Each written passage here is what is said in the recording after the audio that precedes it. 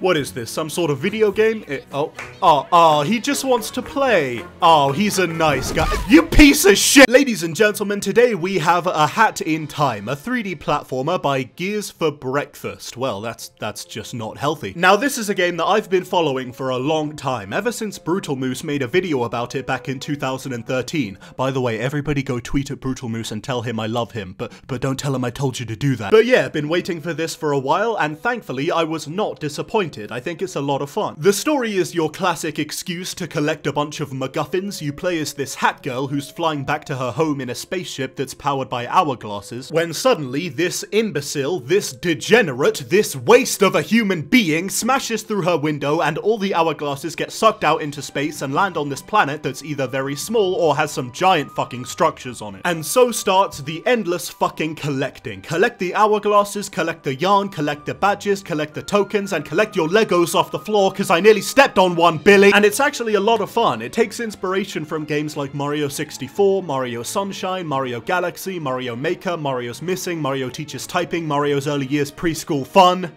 and Banjo-Kazooie. But in all seriousness, I like the gameplay a lot. It's a healthy mix of platforming, exploring, fighting, and a few stealth missions here and there. The platforming is actually great. The controls are very tight, and the game gives you plenty of opportunities to show off your sick skills.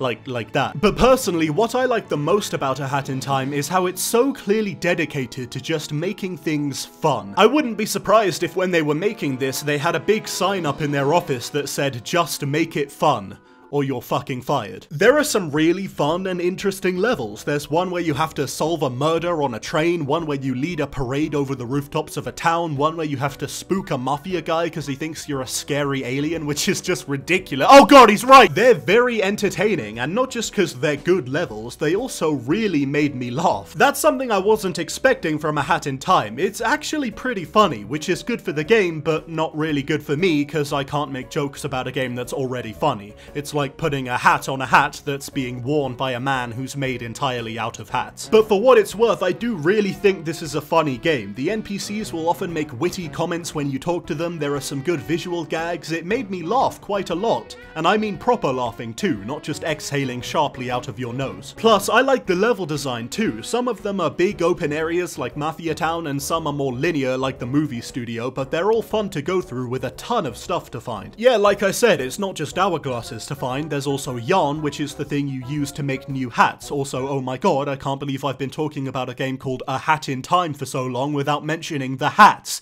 I just really need to die. So you can make new hats with the yarn you collect, and each hat has a special ability, like the brewing hat that lets you throw exploding potions, the ice hat that lets you launch from these blue ledges, and the sprint hat that lets you sprint, but later on there's a badge you can get that turns that sprinting into driving a scooter.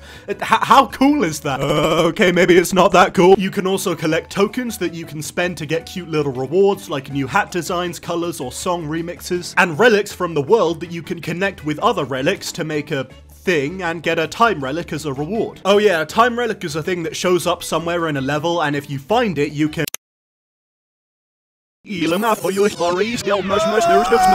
it takes you to a sort of challenge level. They can be platforming challenges or collectathon challenges, and they're usually pretty fun. Like I said, there's a lot to admire about A Hat in Time. The cute style, the funny characters, the great gameplay with well-designed levels and awesome finales. Although to be honest, I was pretty disappointed when after one of the best chapters in the whole game that had some fantastic levels, the finale was literally just, okay, so now you're gonna do exactly what you just did half an hour ago, except this time there's gonna be some flowers.